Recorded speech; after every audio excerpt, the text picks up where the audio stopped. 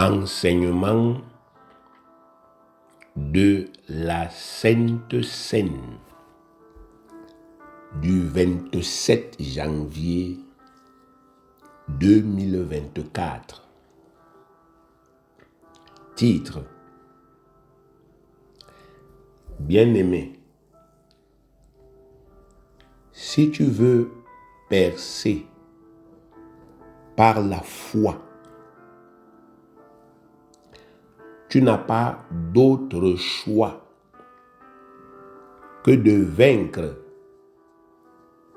tout ce que l'adversaire fait pour te décourager. Je reprends. Bien-aimé, si tu veux percer par la foi, tu n'as pas d'autre choix que de vaincre tout ce que l'adversaire fait pour te décourager. Par Nganké Abraham, serviteur dévoué du Seigneur Jésus-Christ. Bien-aimé, la foi authentique rencontre toujours une farouche adversité sur son chemin. La foi authentique, c'est-à-dire la vraie foi, rencontre toujours une farouche adversité sur son chemin. Cette foi-là, c'est comme la vérité dans ce monde-ci.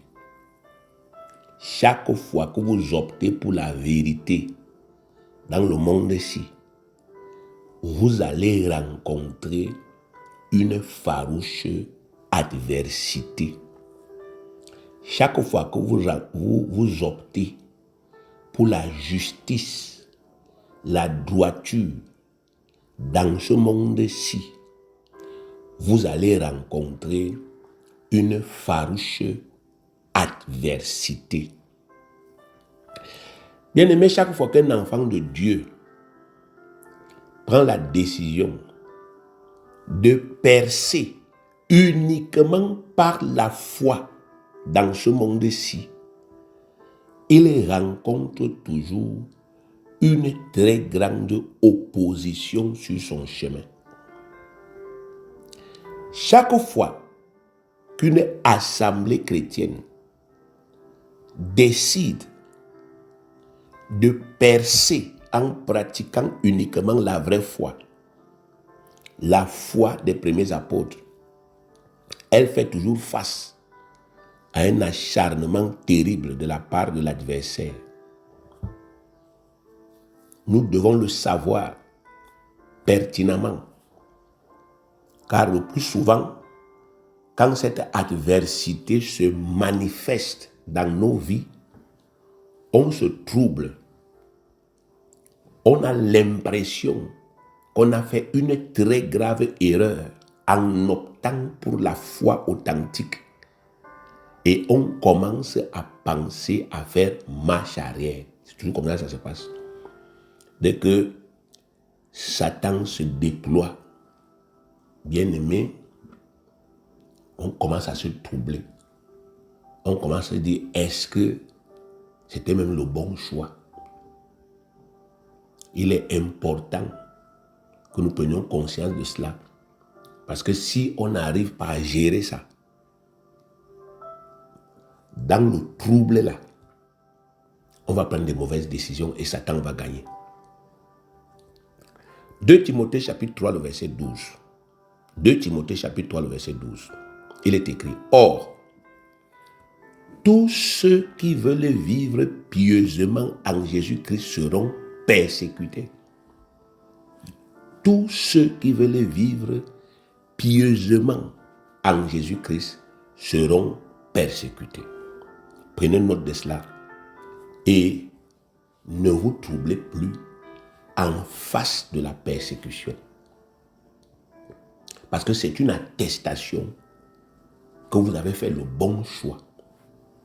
Quand je parle comme ça, c'est dur à accepter pendant que vous souffrez. Mais c'est la vérité. Et vous devez l'accepter. Quand le diable vous identifie comme étant un croyant authentique, il déploie toute sa puissance maléfique contre vous.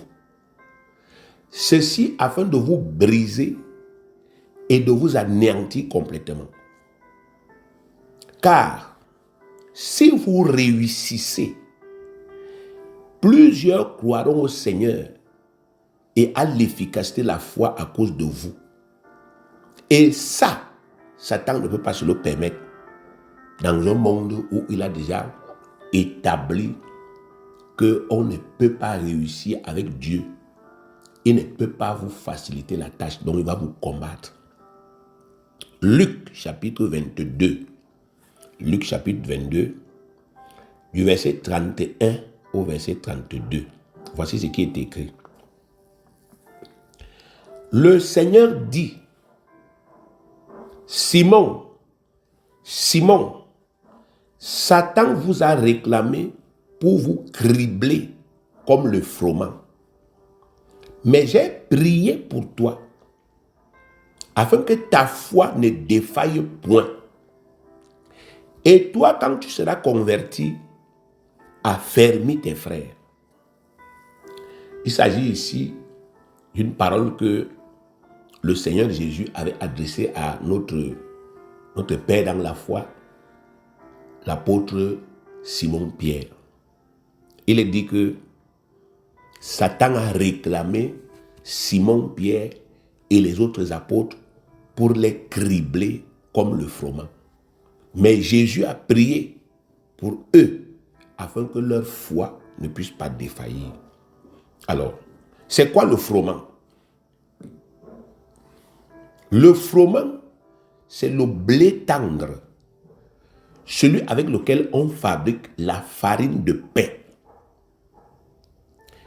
Cribler le froment veut dire le tamiser à l'aide d'un tamis qu'on appelle le crible pour le trier. Donc, quand on récolte ce blé-là, on doit le trier. Ce tamisage permet de séparer les résidus de blé des bons grains. Le tamis ne laisse passer que les bons grains et les résidus sont rejetés. Donc quand on récolte le froment, le blé avec lequel on fabrique la farine de pain, la farine panifiable, on doit le tamiser pour faire le tri. On doit, n'est-ce pas, effectivement permettre qu'il soit séparé de ces débris, de ces résidus. Alors c'est cette illustration que le Seigneur Jésus a utilisée ici, donc on doit comprendre ce que ça veut dire. Donc, quand le Seigneur dit à Pierre que le diable vous a réclamé pour vous cribler comme le froment, ça veut dire que Satan a décidé, écoutez bien, Satan a décidé de passer les premiers apôtres du Seigneur Jésus au crible. C'est-à-dire qu'il a décidé de les analyser en détail, en profondeur, afin de pouvoir les tenter efficacement pour les faire tomber et pour briser leur ministère. Bien-aimé, la bonne tentation est celle qui s'appuie sur une bonne connaissance. Donc, Satan ne peut pas tenter les gens à tort et à travers. Quand Satan veut vous faire tomber, il doit vous connaître. Et pour vous connaître, il n'y a pas 36 solutions. Il doit vous analyser. Il doit passer votre vie au crible pour faire ressortir tout ce qu'il y a en vous et qu'il peut utiliser pour vous faire tomber. Comme les apôtres avaient décidé de s'engager et de servir les desseins de leur maître Jésus après son ascension, Satan les a identifiés comme ses pires ennemis et il a résolu de tout faire pour entraver leur vie et entraver leur marche. C'était ça la décision de Satan. Il a dit, comme vous là, vous avez décidé sur la terre de suivre Jésus. Et je vois comment vous avez déjà commencé à l'imiter. Vous chassez les démons. Vous détruisez mes œuvres. Je vais passer vos vies au crible. Et tout ce que je vais détecter dedans, je vais utiliser ça pour vous faire tomber. Bien aimé, c'est ce qui s'est passé. La première étape de la stratégie satanique a été de mettre en avant les différentes faiblesses humaines des apôtres. Donc en passant leur vie au crible, il a découvert leurs faiblesses humaines. En passant la vie de chacun au crible, le diable a détecté ses faiblesses humaines, les faiblesses liées à son humanité. Et il a utilisé ça pour le faire tomber. Ça aboutit au reniement du grand apôtre Pierre. Lisons Luc chapitre 22, lisons du verset 24 au verset 62. Du verset 54, au verset 62. Luc chapitre 22, du verset 54 au verset 62. Il est écrit: après avoir saisi Jésus, il l'amenait et le conduisit dans la maison du souverain sacrificateur. Pierre suivait de loin. Ils allumèrent du feu au milieu de la cour et ils s'assirent. Pierre s'assit parmi eux. Une servante qui le vit assis devant le feu fixa sur lui les regards et dit: cet homme était aussi avec lui. Mais il le nia, disant: femme, je ne le connais pas. Verset 58. Peu après, un autre, l'ayant vu, dit: tu es aussi de ces gens-là. Et Pierre dit: homme, je n'en suis pas. Environ 1 heure plus tard, un autre insistait, disant: certainement cet homme était aussi avec lui, car il est galiléen. Verset 60, Pierre répondit: homme, je ne sais ce que tu dis. Au même instant, comme il parlait encore, le coq chanta. Le Seigneur s'étant retourné, regarda Pierre, et Pierre se souvint de la parole que le Seigneur lui avait dite: avant que le coq chante aujourd'hui, tu me régneras 3 fois. Et étant sorti, il pleura amèrement. Incroyable mais vrai. Pierre qui disait à Jésus que même s'il faut mourir pour toi, je suis prêt. Le voilà ici, bien-aimé, en train de nier. On dit: tu connais Jésus? Il dit: je ne le connais pas. Tu étais avec lui. Je n'ai jamais été avec lui. Vous imaginez ça, bien-aimé? Satan a scruté Pierre. Et Satan a détecté en Pierre la crainte des hommes. Pierre craignait les Juifs. Et ce jour-là, Satan a utilisé ça pour pousser Pierre à renier Jésus, à trahir Jésus. Sachant qu'il est écrit: celui qui me reniera devant les hommes, je le renierai devant mon Père. Pierre connaissait tout ça. Et Satan, le diable, le méchant, il a poussé Pierre à la faute. Donc, souvent quand je vous regarde, bien aimé, je regarde certains d'entre vous qui s'étonnent. Comment j'ai pu faire telle chose? Je me dis, il y a encore beaucoup de travail à faire. Parce que ce type de questions démontre que vous ne connaissez pas le type qu'on appelle Satan. Les plus grands que vous, il les a criblés, il les a fait tomber. Donc, aujourd'hui, vous devez comprendre, parce que les récits là sont là pour vous montrer que ce type-là, Ce n'est pas un type avec lequel on joue. Quand vous optez pour Jésus, il faut savoir que vous ne devez plus jouer avec lui. L'objectif du diable reste et demeure le même, comme c'est écrit dans Jean 10, à savoir, le voleur ne vient que pour dérober, égorger et détruire. Après un tel régnement, vous ne pouvez plus vous sentir digne de prêcher au nom du Seigneur Jésus-Christ. Vous êtes détruit moralement. Vous êtes couvert de honte. Et vous n'avez plus le courage de vous tenir devant le maître ou devant les gens pour parler au nom du maître. En poussant Pierre à régner le Seigneur par crainte de mourir, le diable espérait que Pierre serait tellement couvert de honte et démoralisé qu'il n'aurait plus le courage de prêcher la bonne nouvelle.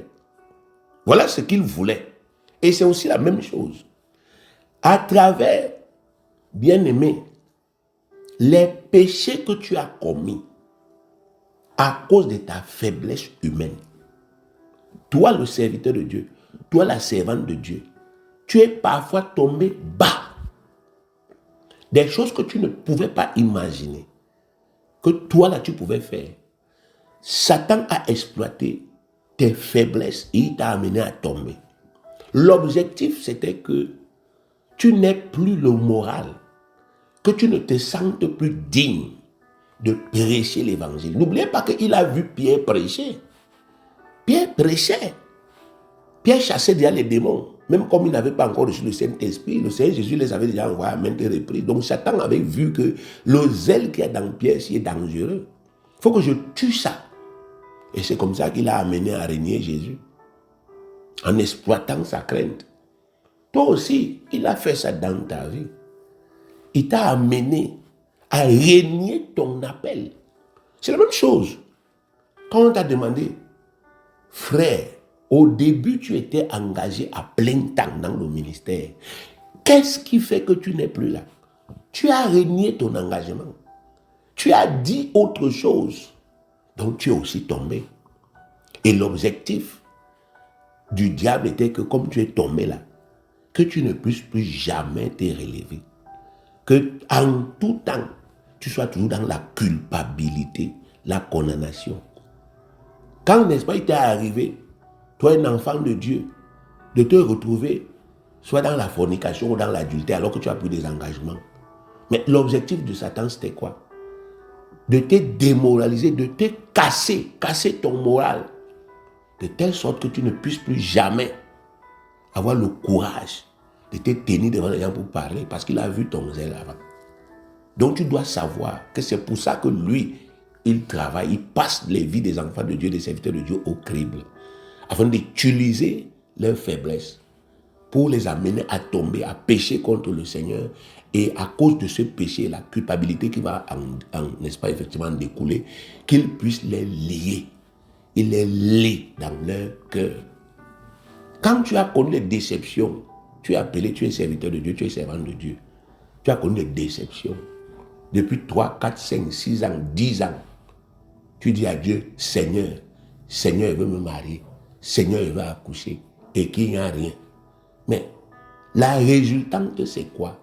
C'est de t'amener, à cause du fait que tu n'as pas encore vu, de t'amener à déprimer intérieurement, de te démoraliser, afin que l'élan que tu avais pris là, tu es au quartier, tu prêches, tu es dans ta famille, tu prêches, tu es dans le lieu de service, tu prêches, afin de briser ça. Et ça a marché dans les vies de beaucoup d'entre nous.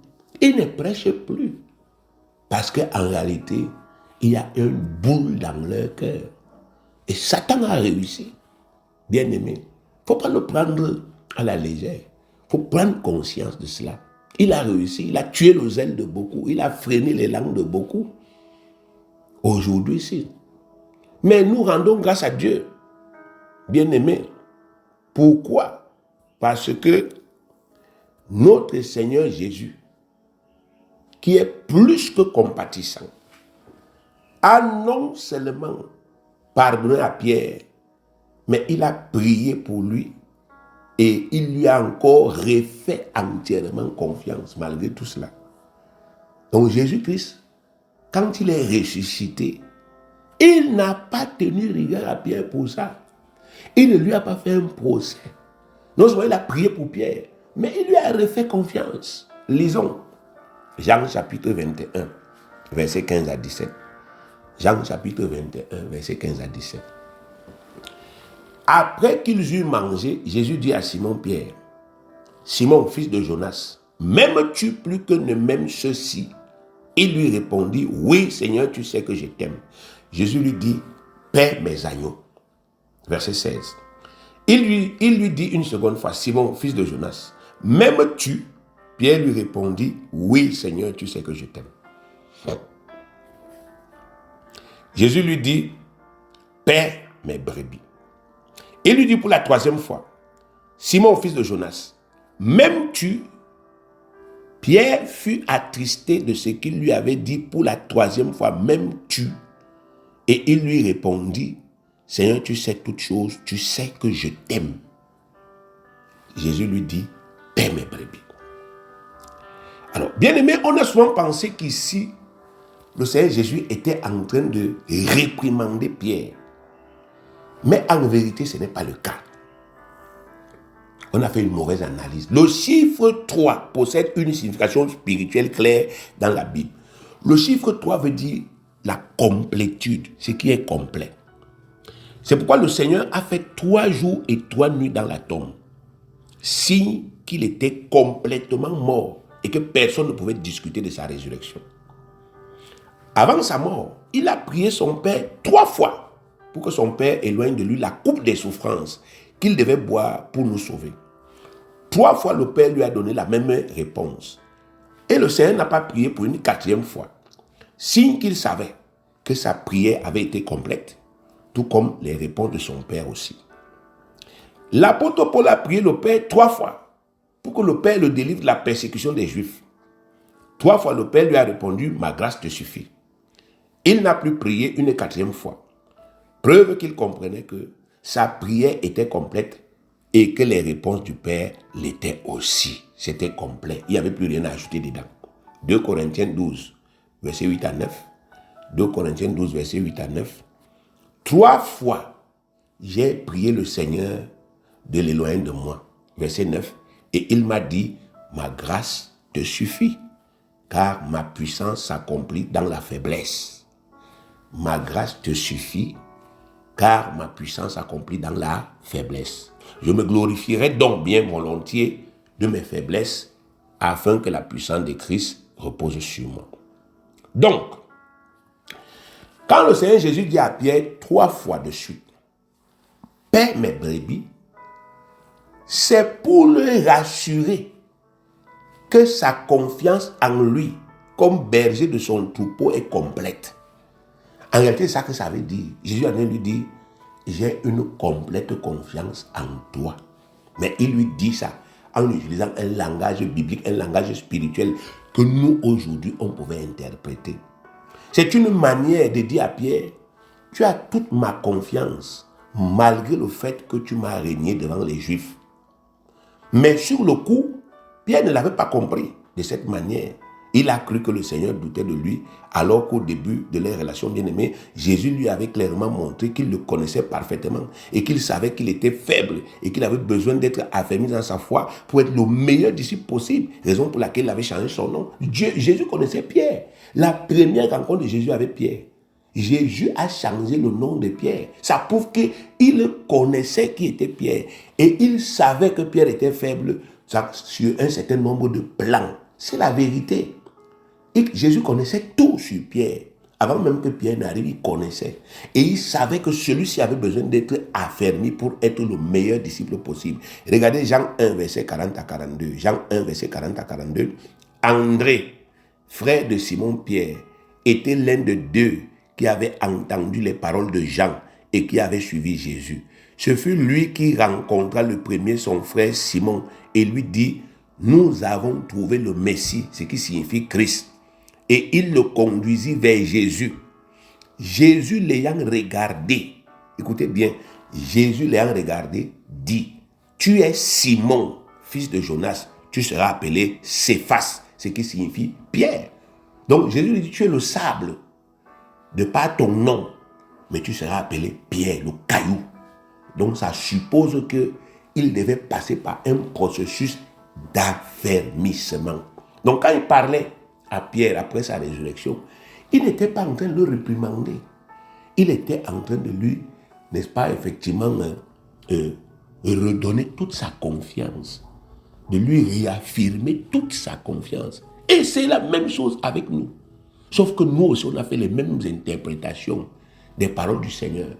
On a cru que, comme on est tombé si bas, le Seigneur nous a passé le temps à nous réprimander et ne nous faisait plus confiance. Et c'est pour ça qu'on s'est refroidi. Judas, bien-aimé, faisait partie des premiers apôtres. Le diable l'a aussi passé au crible. Le diable l'a analysé en détail. Il a découvert sa cupidité, qu'il a ensuite utilisée pour l'inciter à voler la haine du Seigneur et plus tard à le vendre pour s'enrichir. Lisons. Jean 12, verset 3 à 6. Jean 12, verset 3 à 6. Marie, ayant pris une livre, la livre ici c'est une mesure, une livre d'un parfum de nard pur de grand prix, oignit les pieds de Jésus, et elle lui essuya les pieds avec ses cheveux. Et la maison fut remplie de l'odeur du parfum. Un de ses disciples, Judas Iscariote, fils de Simon, celui qui devait le livrer, dit, pourquoi n'a-t-on pas vendu ce parfum 300 deniers? Regardez sa tête, rien qu'à faire des calculs. Donc il est là, comment vous croyez qu'il avait vu alors que le gars a de calculer combien il peut gagner là. 300 deniers pour le donner aux pauvres. Verset 6. Il disait cela, non qu'il s'est mis en peine des pauvres, mais parce qu'il était voleur et que tenant la bourse, il prenait ce qu'on y mettait. Voyez Judas, il était voleur et il gardait la bourse, donc la caisse de Jésus, et il volait l'argent de Jésus. Par la suite, il a trahi Jésus. Lisons Luc 22, verset 3 à 6. Luc 22, verset 3 à 6. Or, Satan entra dans Judas, surnommé Iscariote, qui était du nombre des 12. Et Judas alla s'entendre avec les principaux sacrificateurs et leurs chefs de garde sur la manière de le leur livrer. Il fut dans la joie et il convint de lui donner de l'argent. Après s'être engagé, il cherchait une occasion favorable pour leur livrer Jésus à l'issue de la foule, à l'insu de la foule. Donc ici, on a deux apôtres. On a Pierre qui a régné Jésus, c'est la trahison. Mais on voit que Jésus lui a pardonné et lui a refait totalement confiance.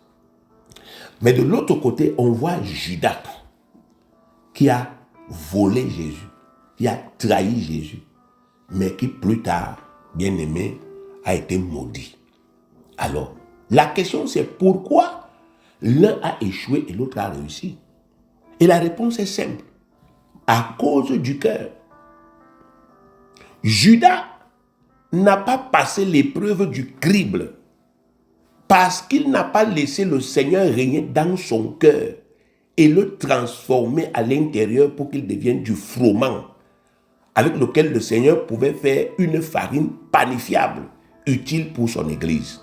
Donc, Jésus connaissait que Judas était un voleur. Il lui a donné la bourse. Normalement, Jésus voulait que Judas abandonne le vol. Que Judas comprenne qu'il n'a pas besoin de voler pour être riche. Donc, Jésus voulait qu'il y ait une conversion dans la vie de Judas. Mais Judas était malhonnête. Il était mauvais. Ce qui a fait qu'il a profité des avantages que Jésus lui a donnés pour mieux voler Jésus.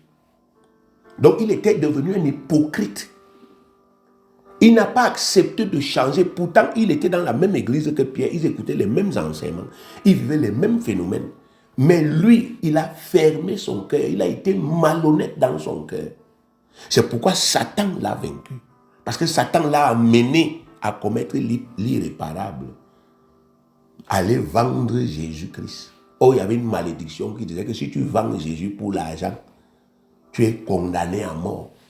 Satan l'a amené jusqu'à ce niveau. Bien aimé. Et Satan a mis en lui une tristesse qui l'a poussé à se suicider quand il a vu Jésus-Christ ressuscité. Mais ce n'est pas le cas de Pierre. Pierre a passé l'épreuve du reniement parce qu'il avait décidé d'ouvrir son cœur au Seigneur et de permettre que l'amour pour Christ commence à germer en lui. Donc Pierre a aimé Jésus. Il aimait Jésus. Quand on a lu tout à l'heure, il dit, oui, Seigneur, tu sais que je t'aime. Mais ce n'est pas la fiction, bien-aimé. Il aimait Jésus. Jésus avait enseigné que tu dois aimer ton prochain comme toi-même. Pierre aimait Jésus. Donc il avait des sentiments d'amour pour Jésus dans son cœur. C'est pour ça que quand il a fait du mal à Jésus, ça lui a fait mal dans son cœur. Alors que depuis que Judas vole là, il n'a jamais eu un remords. Signe qu'il n'a pas laissé qu'il y ait un certain amour qui naisse dans son cœur. C'est comme ça qu'il y a beaucoup de frères dans l'église, de sœurs dans l'église que nous avons connus, qui n'ont pas d'amour pour leurs dirigeants. Ils n'ont pas l'amour pour l'homme de Dieu. Mais ils venaient à l'église uniquement parce qu'ils voyaient que l'homme de Dieu peut me faire telle chose. L'homme de Dieu peut faire ceci. Mais l'amour pour lui, l'amour dans le cœur, ils n'avaient pas. C'est pour ça que lorsque l'occasion s'est présentée pour le massacrer, ils n'ont pas hésité. Parce qu'ils n'avaient pas d'amour. Donc ce n'est pas nouveau. Ce que nous voyons là n'est pas nouveau. Si vous n'avez pas l'amour pour Jésus dans votre cœur, lorsque la tentation va venir de lui faire du mal, vous allez lui faire du mal. Vous allez le régner, vous allez le vendre, vous allez le trahir et vous n'aurez aucun regret. Ça n'a jamais été le cas de Pierre. Il a regretté, il a pleuré, bien aimé. Ses pleurs ont montré qu'il avait de l'amour pour Jésus, qu'il regrettait son acte et qu'il méritait une seconde chance. Il y a deux types de tristesse. Une tristesse qui vient de cet amour-là et une tristesse qui vient du diable. La tristesse qui vient de l'amour-là, ça vous amène tout à vous repentir et à devenir meilleur. Regardez 2 Corinthiens chapitre 7, 2 Corinthiens chapitre 7, le verset 10.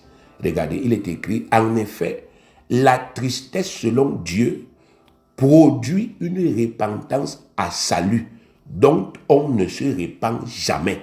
Mais la tristesse du monde produit la mort. Satan a mis la tristesse du monde dans le cœur de Judas et son cœur l'a entraîné à la mort. Tandis que Dieu a mis la tristesse selon Dieu dans le cœur de Pierre et ça a produit la repentance. Il est devenu meilleur. Et Jésus lui a refait confiance. Bien-aimé, la prédication audacieuse et remplie d'assurance que Pierre a faite à la Pentecôte démontre à souhait que sa culpabilité avait été parfaitement effacée par l'amour et par la confiance que Jésus-Christ lui avait démontrée. Donc quand vous regardez ce que Pierre a fait à la Pentecôte là, une prédication pareille, ça ne peut pas venir de quelqu'un qui est encore lié par la culpabilité. Ça prouve au contraire que Pierre ne culpabilisait plus. La culpabilité avait disparu de son cœur. Il était libre, bien-aimé. Je crois que, bien-aimé, c'est avant la Pentecôte que Pierre a vraiment compris pourquoi le Seigneur Jésus lui avait dit à 3 reprises, paie mes brebis. Il a compris que ce n'était pas une réprimande, mais plutôt une attestation de sa totale confiance. Et ça l'a complètement libéré, à tel point qu'il a commencé à déployer sa puissance à une dimension inouïe. Il a commencé à faire des choses terribles. Regardez Actes 5, verset 12 à 16. Actes 5, verset 12 à 16. Beaucoup de miracles et de produits se faisaient au milieu du peuple par les mains des apôtres. Ils se tenaient tous ensemble au portique de Salomon. Et aucun des autres n'osait se joindre à eux. Mais le peuple les louait hautement. Le nombre de ceux qui croyaient au Seigneur, hommes et femmes, s'augmentait de plus en plus. En sorte qu'on apportait les malades dans les rues et qu'on les plaçait sur des lits et des couchettes afin que lorsque Pierre passerait, celui qui avait régné Jésus là, que quand il va passer, son ombre au moins couvrit quelqu'un d'eux. La multitude accourait aussi des villes voisines à Jérusalem, amenant des malades et des gens tourmentés par des esprits impurs, et tous étaient guéris. Bien aimé, de tels miracles démontrent que Pierre était en pleine confiance. Il savait qu'il jouissait pleinement de la confiance de son maître, malgré ce qu'il avait fait. Il savait que son maître l'approuvait totalement. et soutenaient tout ce qu'il disait et faisait en son nom. Ces miracles prouvaient que Pierre était complètement libéré du sentiment de culpabilité avec lequel le diable espérait le lier à cause de son reniement. Voilà, bien-aimés, ce qui s'est passé. Comme Pierre, nous aussi, nous avons besoin de nous sentir rassurés. Nous avons besoin de nous sentir, je dis bien de nous sentir rassurés, approuvés, soutenus et jouissant pleinement de la confiance du Seigneur pour être audacieux et pour être courageux dans notre ministère, malgré toutes les fautes graves qu'il nous est arrivé de commettre contre lui à cause de nos faiblesses humaines. On a besoin de nous sentir rassurés. Bien-aimé, tu dois te sentir rassuré. Tu dois te sentir approuvé par Jésus. Tu dois te sentir soutenu par Jésus. Tu dois, n'est-ce pas, effectivement, te sentir comme quelqu'un qui jouit pleinement de la confiance de Jésus, malgré tout le mal qu'il t'est arrivé de commettre à cause de tes faiblesses. Tu dois arriver à ce niveau. C'est à toi de renouveler ton intelligence. Parce que la parole de Dieu à ce sujet est claire. Notre Seigneur, Jésus, comprend parfaitement nos faiblesses humaines. Je n'ai pas dit que Jésus-Christ cautionne. J'ai dit il comprend nos faiblesses humaines. Il nous connaissait même. Avant même que nous ne tombions, il savait que ça allait arriver. Donc ça ne sert à rien de passer le temps à dire là, oh Seigneur, vraiment, comment j'ai pu bien aimer. Même l'apôtre Paul est tombé et il a dit, oubliant ce qu'il y a en arrière, je me porte vers l'avant. Il a continué à guérir les malades. Parce qu'il est tombé à cause de la faiblesse. Il n'est pas tombé à cause de la méchanceté. C'est deux chutes différentes. Le méchant ne se relève jamais quand il tombe. Mais le juste, 7 fois il tombe, 7 fois il se relève. Parce qu'il a un bon cœur. Parce qu'il a de l'amour pour Jésus. Et Jésus ne peut pas le laisser coucher par terre. Donc la parole nous assure de cela. Notre Seigneur nous comprend, il comprend la faiblesse humaine. Il compatit. Et je vous enseigne sur compatir, ça veut dire qu'il prend constamment notre place. Il éprouve notre souffrance. Et il prend toute la décision, non, je ne te laisse pas comme ça, je te bénis. Ça suffit. C'est ça qu'on appelle la compassion. Son Père, qui est notre Père aussi et qui est notre Dieu, nous pardonne toujours. Il nous purifie constamment de nos péchés. Il ne nous traite jamais selon nos fautes, quelle que soit leur gravité. Jamais, jamais. Lisons Psaume 103. Verset 10 à 14. Psaume 103, verset 10 à 14. Il, Dieu, ne nous traite pas selon nos péchés. Il ne nous punit pas selon nos iniquités. Mais autant les cieux sont élevés au-dessus de la terre, autant sa bonté est grande pour ceux qui le craignent. Autant l'Orient est loin de l'Occident, autant il est loin de nous nos transgressions. Comme un père a compassion de ses enfants, l'Éternel a compassion de ceux qui le craignent, car il sait de quoi nous sommes formés. Il se souvient que nous sommes poussière. C'est clair. Il n'y a pas de débat. Lisons encore Hébreux 4, versets 14 à 16. Ainsi, puisque nous avons un grand souverain sacrificateur qui a traversé les cieux, Jésus, le Fils de Dieu, demeurons fermes dans la foi que nous professons, car nous n'avons pas un souverain sacrificateur qui ne puisse compatir à nos faiblesses. Comment est-ce que Jésus réagit par rapport à nos faiblesses? La compassion, pas la malédiction. La compassion. Il te voit, sœur, il voit que tu es faible. Il compatit. Mais c'est toi qui ne veux pas t'appuyer sur cette compassion-là pour renouveler ton intelligence et avancer. Tu laisses que Satan continue de lier ton âme, de lier ton cœur avec des fausses idées. Et tu n'apportes rien à l'église. Alors qu'au départ, tu apportais des choses. Au départ, on voyait des gens venir à l'église. On voyait les gens venir, que c'est toi qui as évangélisé. On voyait que tu as prié pour les gens au quartier. Mais on ne voit plus ça. Parce que quelque chose est venu te lier dans ton cœur. Et tu n'es pas capable de te délier de ça. Alors que le Seigneur te dit, je compatis. Je ne peux pas laisser que ça finisse comme ça. J'ai déjà la solution. Bien-aimé, renouvelle ton intelligence. Au contraire, il a été tenté comme nous en toutes choses sans commettre de péché. Donc, il connaît ce que c'est que la tentation. Il comprend pourquoi nous tombons. Verset 16. Approchons-nous donc avec assurance du trône de la grâce, afin d'obtenir miséricorde, de trouver grâce pour être secouru dans nos besoins. Voilà la parole. 1 Jean 2, verset 1. 1 Jean 2, verset 1. Mes petits enfants, je vous écris ces choses afin que vous ne péchiez point. Ça, c'est la volonté de Dieu. Mais regardez ce qu'il ajoute. Et si quelqu'un a péché, nous avons un avocat auprès du Père, Jésus-Christ le juste.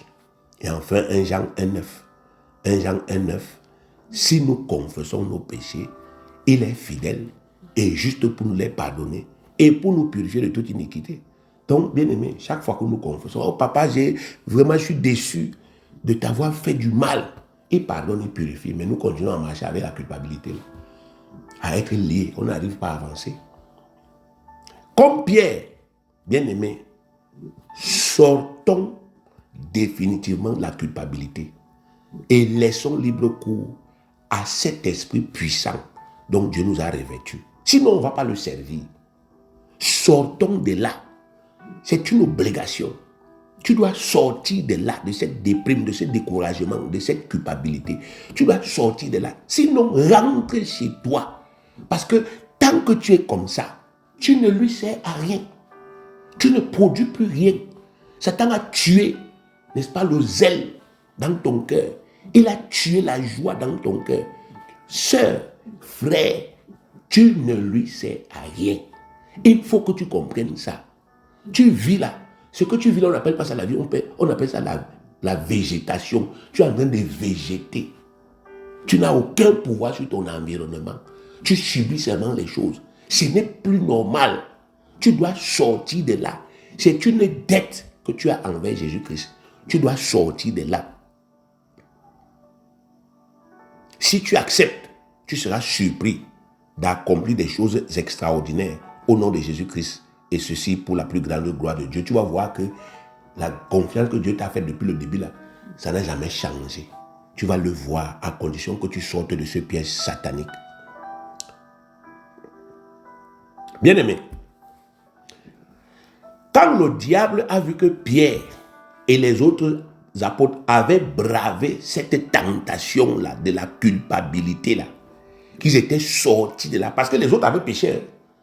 Ce n'est pas Pierre seul qui avait péché. Ils ont tous fui, ils ont abandonné Jésus. Mais vous imaginez, on vient m'arrêter, moi, le dirigeant de cette assemblée. Vous me fuyez. On m'amène, on me chicote correctement. Et après, on me libère. Et c'est là où je vous revois. Vous aurez le courage de vous mettre devant moi.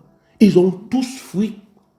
Satan a commencé à leur parler. Oh, voilà. Je vais te suivre partout. Il se moquait d'eux. Tu es où maintenant là? Caché, tu n'as même pas honte. Voilà Jésus qui est en train de mourir seul là, toi tu es ici. Ils avaient tous péché. Mais Jésus leur a tous pardonné parce qu'il les connaissait. Il les a tous délivrés de cette culpabilité. Donc quand Satan a vu qu'ils avaient bravé cette culpabilité-là, ils étaient sortis de là, il est passé aux persécutions. Il est passé à autre chose. Il a compris que, les gars, si ils ont bravé, ils sont sortis de mon piège et ils ont recommencé à travailler. Maintenant, là, ils ont le Saint-Esprit, c'est encore plus grave qu'hier. Il a dit non, il faut les buter. On a donc commencé à les arrêter. On a commencé à les bastonner publiquement. On a commencé à tuer ces gens parmi eux. Et on les a même chassés de Jérusalem. Voilà comment il a donc commencé à travailler. Il utilisait le Sanhédrin et il utilisait les Romains pour les persécuter, pour les maltraiter, pour les outrager. Ce n'est pas le film. Lisons.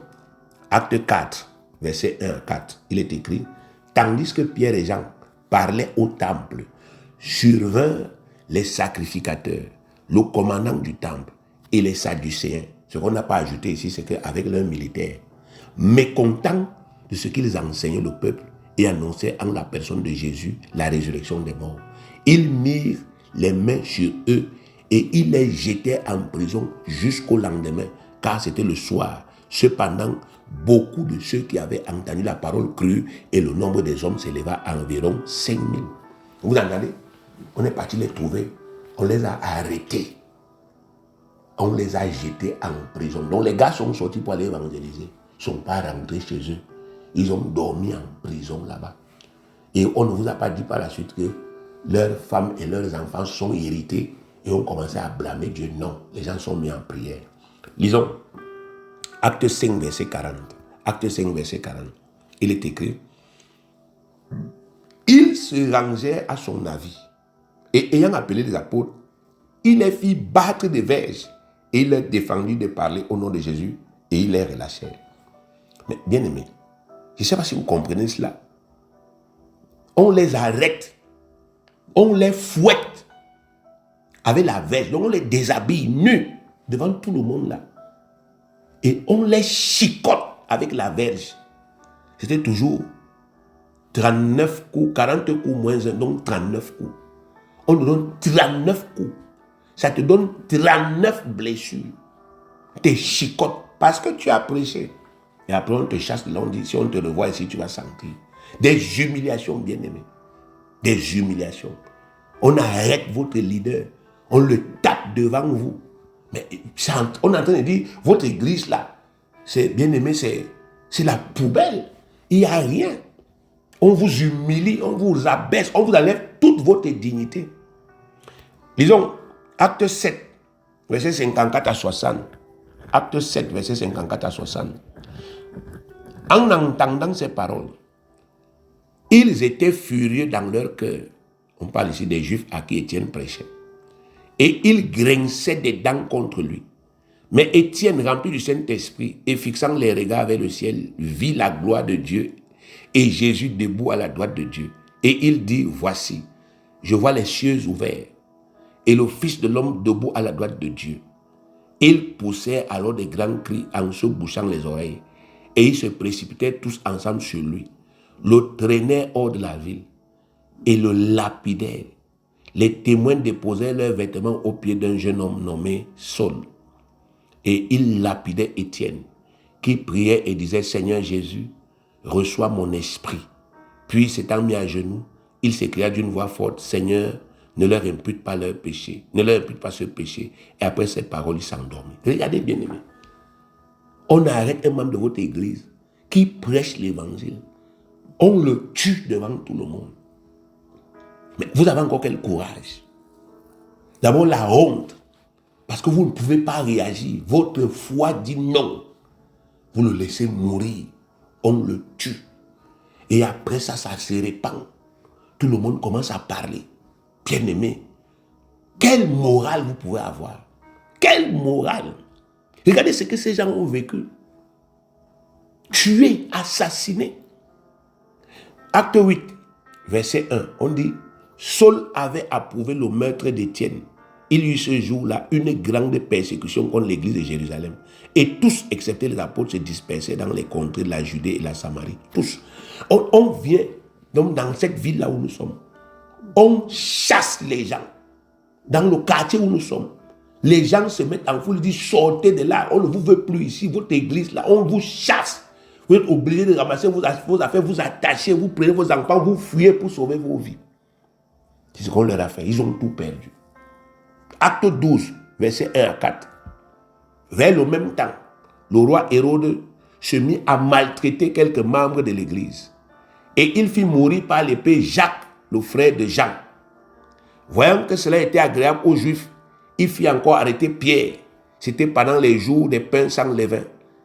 Après l'avoir saisi et jeté en prison, il le mit sous la garde de 4 escouades de 4 soldats chacune, avec l'intention de le faire comparaître devant le peuple après la Pâque. Vous entendez ça, bien aimé? Ça n'a pas suffi. Ils ont tué Étienne. Ça n'a pas suffi. Ils ont chassé tous les chrétiens. Ça n'a pas suffi. Ils ont tué Jacques. Ça n'a pas suffi. Ils ont arrêté Pierre. Ils ont dit qu'on va aussi te tuer demain. La suite, vous savez que Dieu l'avait délivré de cela. Donc, bien aimé, une assemblée qui sert honnêtement le Seigneur, mais qui en retour subit toutes ces atrocités, n'a que deux alternatives. Soit elle abandonne le ministère et elle meurt, soit alors elle brave tout ça et elle accomplit l'œuvre de Dieu avec brio. Et c'est exactement ce que les premiers chrétiens ont réussi à faire. Bien aimé, il n'y a pas deux solutions. Là où ils étaient là, il n'y avait pas 36 solutions. Soit ils abandonnaient le ministère et puis l'assemblée la mourait, soit alors par amour pour Dieu et Jésus, ils acceptaient ces souffrances et ils continuaient à travailler. C'est ça qu'ils ont fait. Acte 4, verset 29 à 31. Acte 4, verset 29 à 31. Et maintenant, Seigneur, vois leurs menaces et donne à tes serviteurs d'annoncer ta parole avec une pleine assurance, en étendant ta main pour qu'ils se fassent des guérisons, des miracles et des prodiges, par le nom de ton saint serviteur Jésus.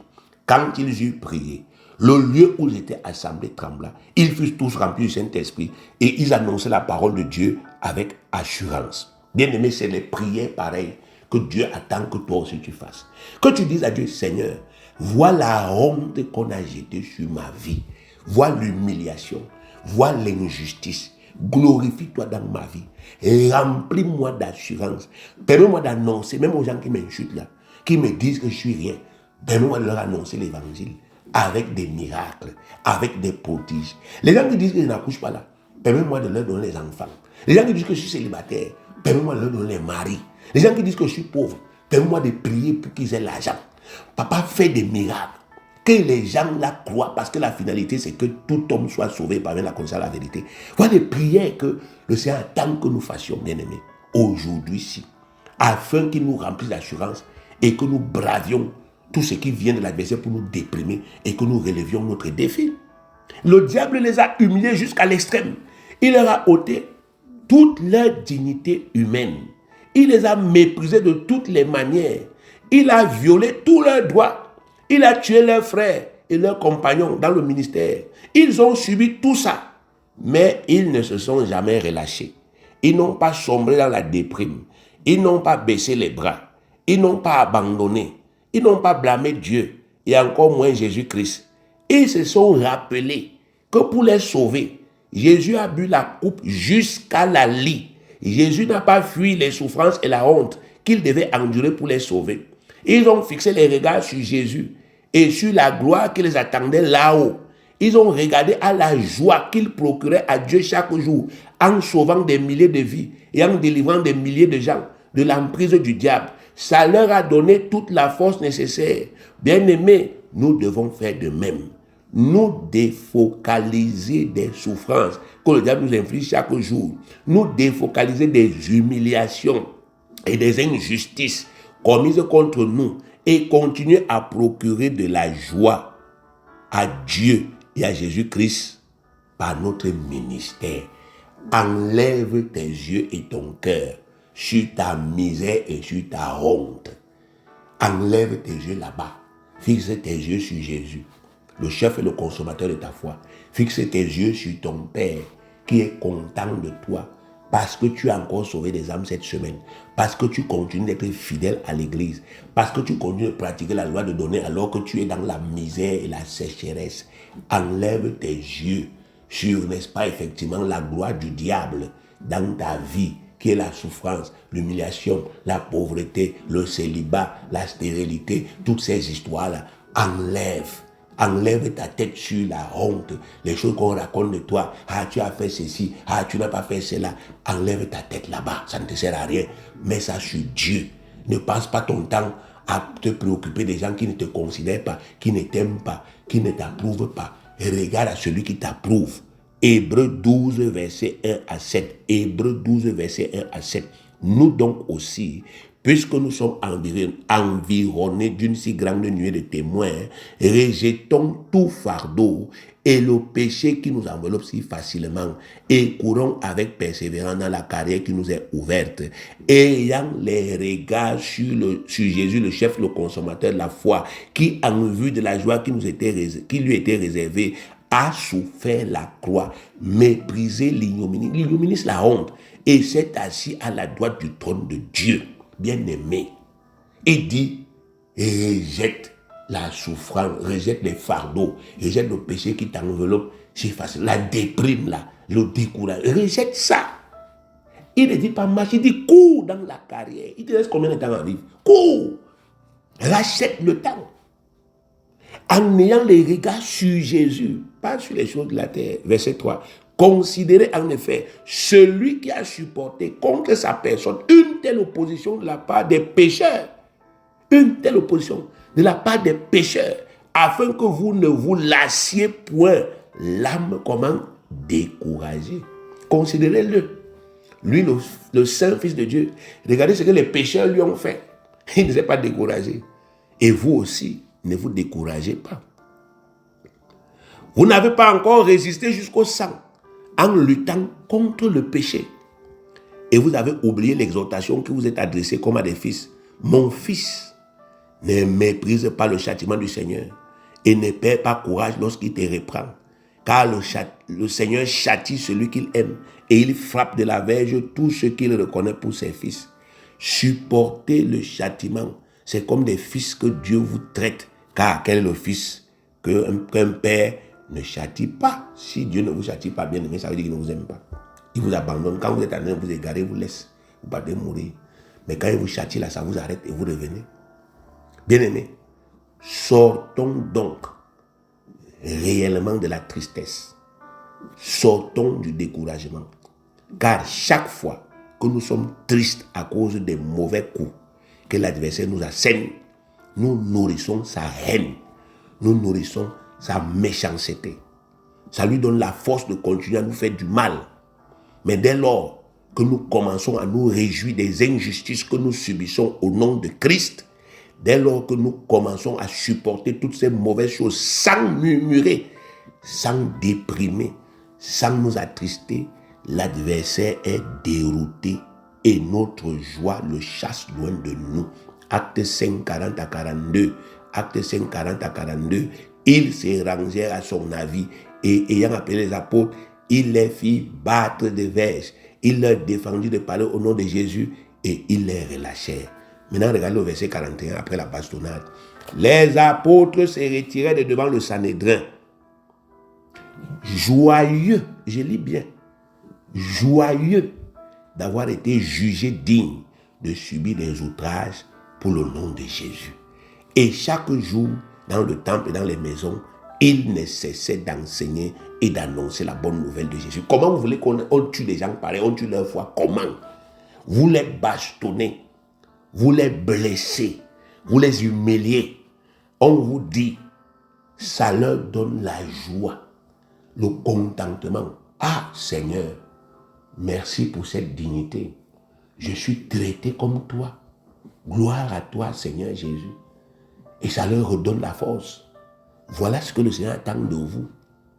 Romains chapitre 5, verset 1 à 5, il est écrit: étant donc justifiés par la foi, nous avons la paix avec Dieu par notre Seigneur Jésus-Christ. Nous avons la paix.